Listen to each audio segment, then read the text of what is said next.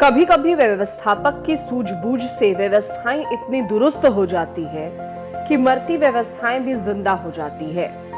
कटिहार के डीएम कंवर तनुज एक बार फिर किसानों के बीच चर्चा में हैं, क्योंकि एक बार फिर कटिहार का नाम रोशन हुआ है।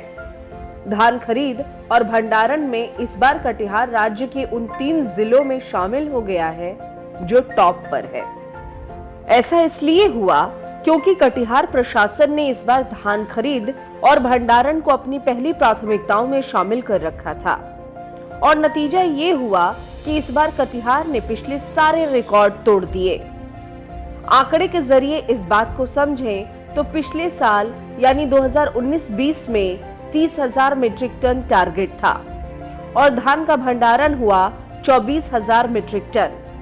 वहीं इस साल प्रशासन ने अपना टारगेट दोगुना कर दिया था, यानी टारगेट रखा 60,000 मीट्रिक टन का, और इस टारगेट को प्रशासन ने चुनौती के तौर पर लिया और इस टारगेट को पाने के लिए प्रशासन ने एड़ी चोटी का जोर लगा दिया।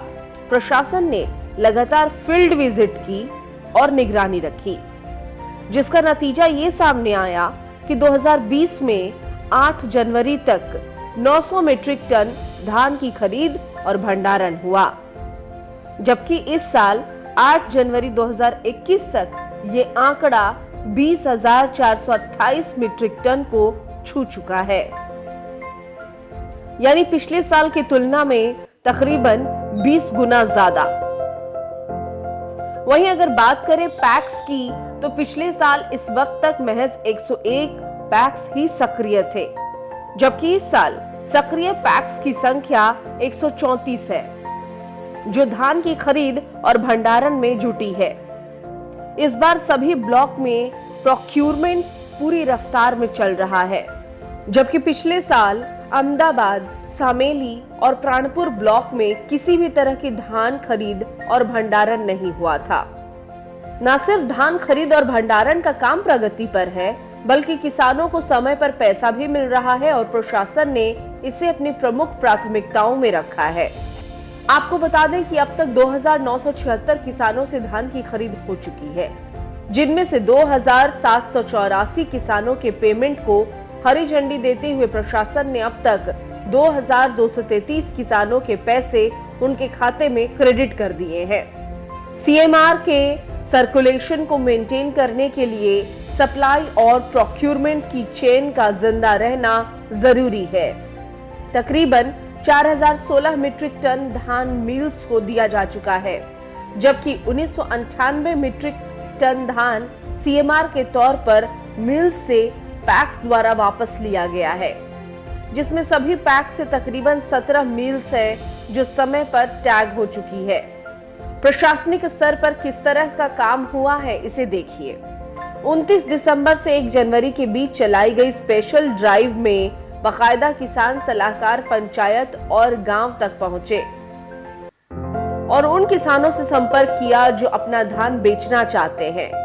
इस दौरान किसानों से समय और तारीख की डिटेल्स ली गई कि वो अपना धान बेचने कब पैक्स जाएंगे।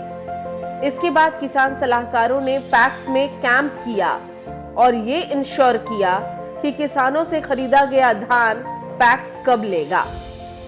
इस विशेष ड्राइव के जरिए भंडारण में कटिहार प्रदेश के टॉप 3 जिलों में शामिल होने वाला जिला बना।